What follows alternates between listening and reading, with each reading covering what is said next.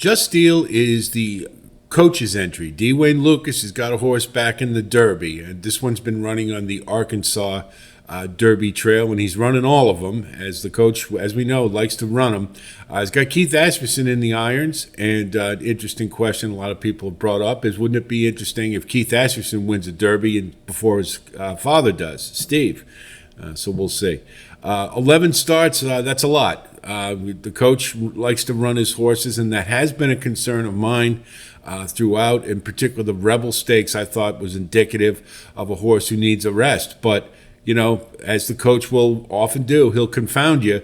And he came right back and Just Steel ran what I consider to be his best race to date in the Arkansas Derby. So Just Steel coming into this race in pretty good shape. We take a look at the pedigree, and I just want to say a lot of people have talked about Justify and saying, well, he won the Derby, so his horses, his get should get 1.25 miles.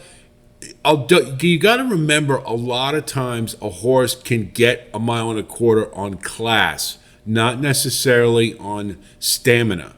And a great example of that is Hardspun from the 2007 Derby. Now, he was by Danzig, and Danzig's basically got 1.125 miles tops. But Hardspun was so classy that he was able to get 1.25 miles as well as 1 3/16 and 1.5 miles. And you saw he went second in the Derby, third in the Preakness, and fourth in the Belmont. He was running out of his element, but class could keep him in the race. So Justify, I consider one, being by Scat Daddy, who was 1.1 miles tops, as well as Johannesburg. I think Justify won the Triple Crown on class. He was just a very classy horse. He did have some stamina built into his pedigree, but it's just, to me, right now, it's a bit of a question with Justifies whether or not 1.25 miles is the perfect distance for them. A classy horse can certainly still get it. Just Steel is pretty classy. Maybe he can. Just a Touch is pretty classy. Maybe he can. But in Just a Touch's case, looking at the pace numbers, I think it's highly unlikely that he's going to be effective at that distance, but we'll see. So anyway, that's my perspective on it, and I don't mind anybody disagreeing. I do ask you to be polite when you do it, and we've had a couple who have been a little snotty I didn't care for, so I just ask you to please be respectful if you're going to disagree with me, and it's perfectly fine. So anyway, that said, Justify, we see as the sire. Irish Lights is the dam, and I heard the coach talking about her, and he was pretty excited about Irish Lights. Now, you look at her conduit profile, and you see an equal balance of speed and stamina. And we're really going to take a look at this mare, because with the questions y'all have had about Justifies and getting 1.25 miles, I thought it really important that we take a look at the dam so we get a good understanding. Now, she is by Fastnet Rock. Fastnet Rock was a sprinter miler type. However, he's by Danehill, who could run all day.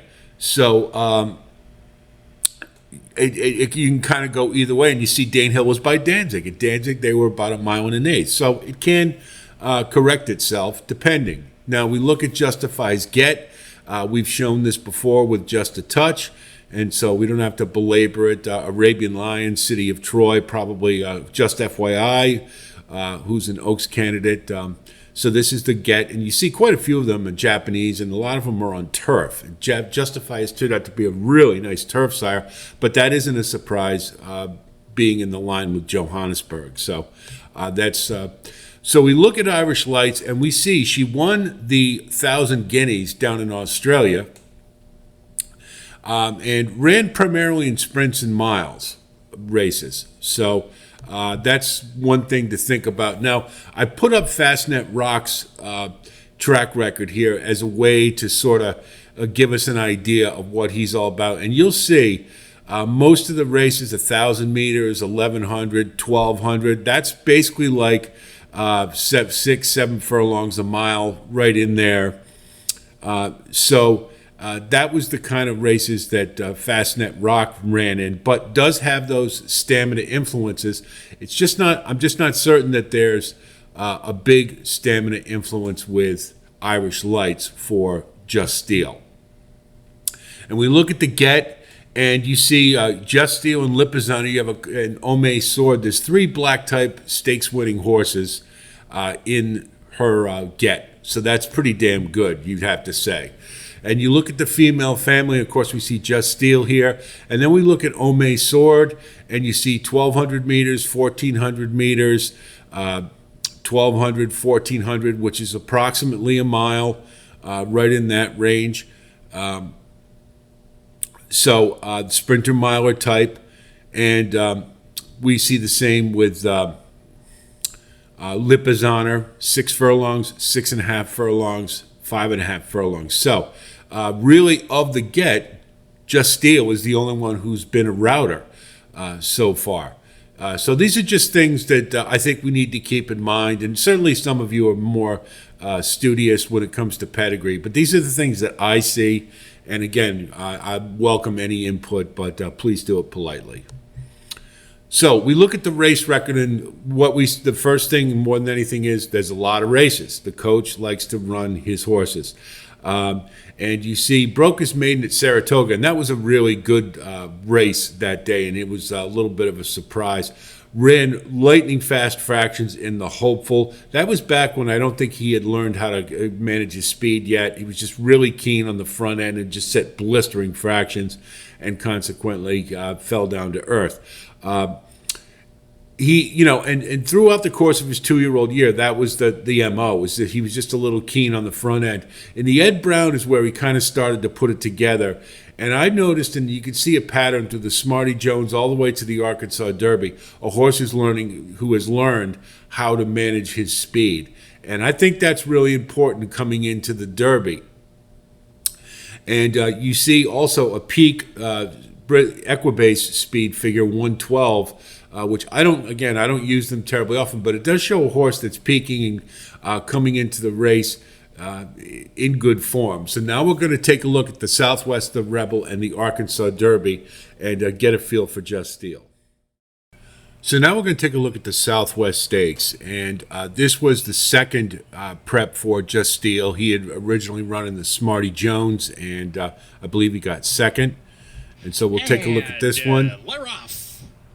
Mystic Dan broke sharply see a pretty today, good break. So did Carbone and Otto the Conqueror. Just Steel got parked out on the outside. Entrance 1-2. Otto the Conqueror has the lead. But he's up right up amongst the leaders. Running in the 3rd position, placed in a good stalking position, but was aggressively ridden out of the gate. Wasn't quick enough to go with the front runner, Otto the Conqueror. Just Steel, a bit keen here. Outside he's a little keen. You can see that. You see, I think it was Nick Juarez holding him down pretty good there. Got a pretty keen hold of him. So this was early on. This is where I think Just Steel was starting to get it about managing his speed, but still a little keen to get up on towards the leaders. To trail the field with 5 furlongs to go. Otto the Conqueror paving the way here by a half length. Carbone. There was plenty of speed in this race with Otto the Conqueror and Carbone. Left to go. A length and a half to Just Steel in 3rd. Windstock in the 4th spot. Now sent along from that position. Windstock, he was nowhere. If he doesn't get the lead, he's done. He's back up in a hurry here. Linebacker is next, trying to pass runners on the outside. He's rating nicely, and he's looking pretty good here. Windstock plummets back in the wrong direction. He's done. Liberal Arts trying to move forward inside of the weakening Windstock. He's about 6 lengths off the pace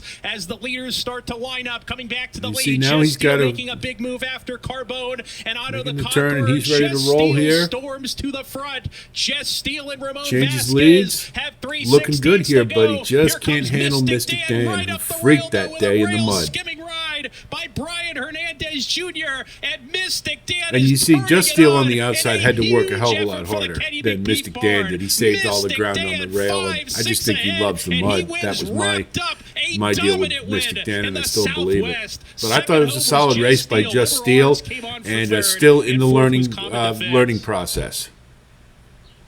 And now in the So now we come to the Rebel Stakes.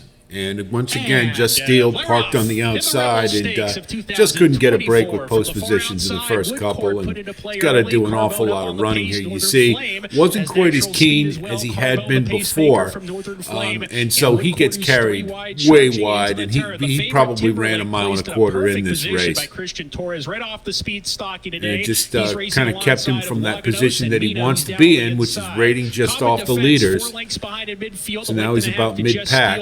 pole. Dymatic alongside of him. Cajon Pass is third last. The length clear of Magic. But you see, he's Grand running a in space little of easier four. without, you know, Who's at the the back jockey of the hasn't pack. had to Down take the back that much stretch. of a hold of And him. So Carbone is that was a paving good the way. sign One to of me. three It was a runners horse trained by who's Steve Asmussen in learning this how race. to Carbone, about a length in to front. run on Northern his, you know, Flame backs to off rate just better. a little bit in second. But the Woodcourt problem is he got three. carried so far Common wide defense from that down the outside inside. post. I mean, He's he's 2 lengths just off the pace. A length to Timberlake. just out of He's his now game fifth right with now. Mina. Dymatic, Lagados, Just Steel. Those three line up. There's 7 from the top into the forward turn run. A gap of 2 to Magic Grant. Passing to Hone Pass, who's dropping back.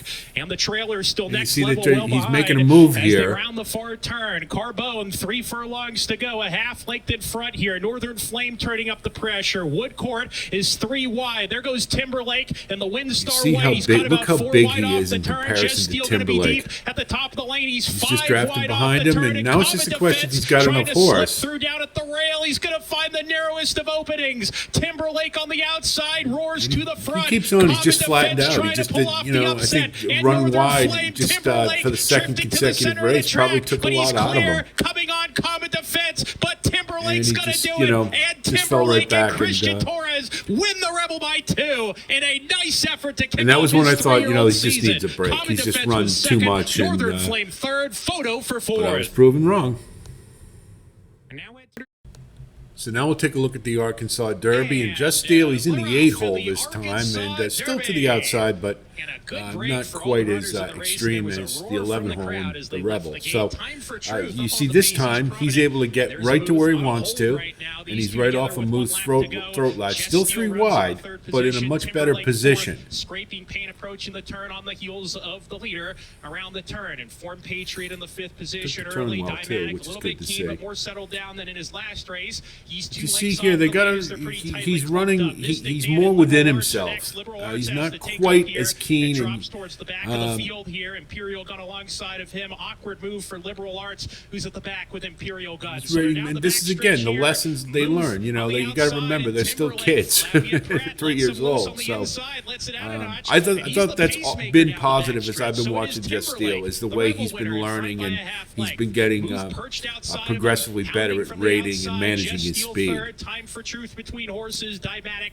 is down on the inside. Then Informed And he's in good shape will right take here. to the He's a main little district wide, but back. Mystic he's Dan in really good patiently position. ready. He's out of harm's way on the outside. 7 lengths off the pace. Liberal Arts trying to re-rally in the second last spot. And Imperial Guns at the back around the forward turn. Starting there goes to make a Muth move. to challenge Timberlake, and the race is on now. Muth on the outside, strides level. Timberlake back in second as Muth takes command. Muth and Juan Hernandez have a quarter-mile more to get, and Hernandez gives him the cue to go, and Muth. You see, off Just the Steel's turn, got still plenty in the front. tank here. A Timberlake little bobble second. there, Just but Steel third, then Mystic Dan, who tries to rally on. he's not as good as Muth, but this was a hell of a good race, and you know, Muth's not in it. Just Steel wins it. So this certainly progress here, and a very solid effort, and probably his best to date. Look at him separating from 3rd and 4th place.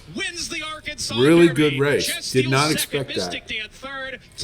So coming into the Derby in very good form. Let's have a look at the pace study, and I think this will be very revealing when it comes to Just Steel. You look at the Southwest Stakes, and he was a little keen in this race and demonstrated a pace pattern that is very in keeping with a horse up on the lead, 54.72, 52.43, and 51.82, and certainly a horse who's a little rank early is going to be, his energy is going to get sapped, and consequently 51.82 at a mile and a 16th.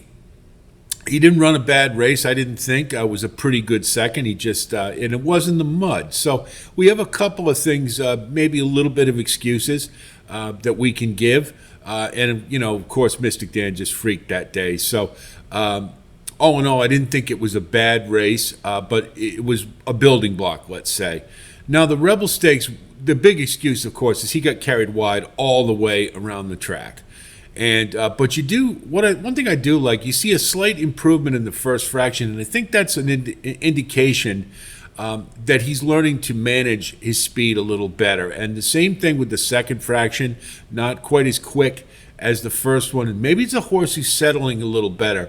Now the 50.82 and the third fraction isn't going to cut it, and it would be alarming, except for the fact when you consider he was wide all the way around the track.